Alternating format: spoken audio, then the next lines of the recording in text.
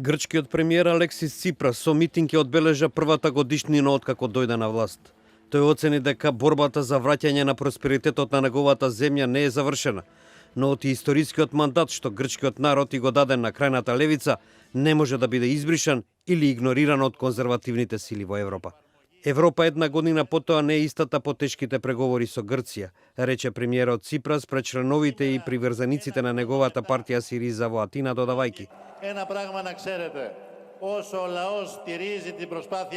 постои едно нешто што мора да се има предвид. Се додека луѓето ги поддржуваат нашите напори, ние ќе продолжиме да се бориме внатре и надвор од Грција. Внатре во нашата земја против корумпираниот естаблишмент и надвор со оние што мислат дека може да ги задржат луѓето со наведнати глави.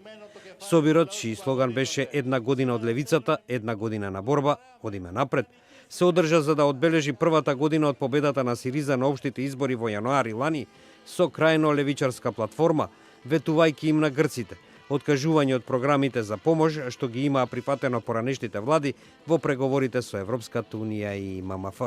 Но како премиер Ципрас направи политички пресврт кога се откаже од неговите заложби против острите мерки за штедење со цел да обезбеди нов пакет финансиска помош и да го спречи грчкото излегување од еврозоната. По неколку месеци неуспешни преговори со кредиторите на задолжената земја, владата на Ципрас ветената помош ја оцени како уцена и повика на референдум за условите на помошта, при што неколку недели беа затворени сите банки во Грција. Демократијата е единствен пат за излез, рече Ципрас на кампањата пред референдумот, барајќи од грците да ги отфрлат понудените услови.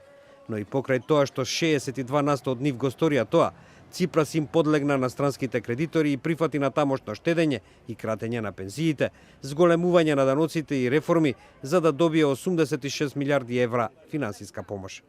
Ваквото салто на Ципрас предизвика поделба во Сириза, пошто тој побара нов мандат на изборите во септември на кои повторно победи. Од тогаш постојано расте нервозата меѓу грците, што не е ни малку необично во земја која помина низ 5 општи избори во 6 години. Илјадници земјоделци, државни службеници, пензионери, правници, лекари и инженери излегоа на улиците во изминативе недели против планираната пензиска реформа, со која се предвидува намалување на пензиите до 30%, како и зголемување на придонесите за социјално осигурување. Парламентот се очекува да гласа за овој закон во февруари. Најголемите два синдиката во Грција, во кои членуваат 2,5 милиони работници и пензионери, планираат на 4 идниот месец да одржат 24 часовен национален собир.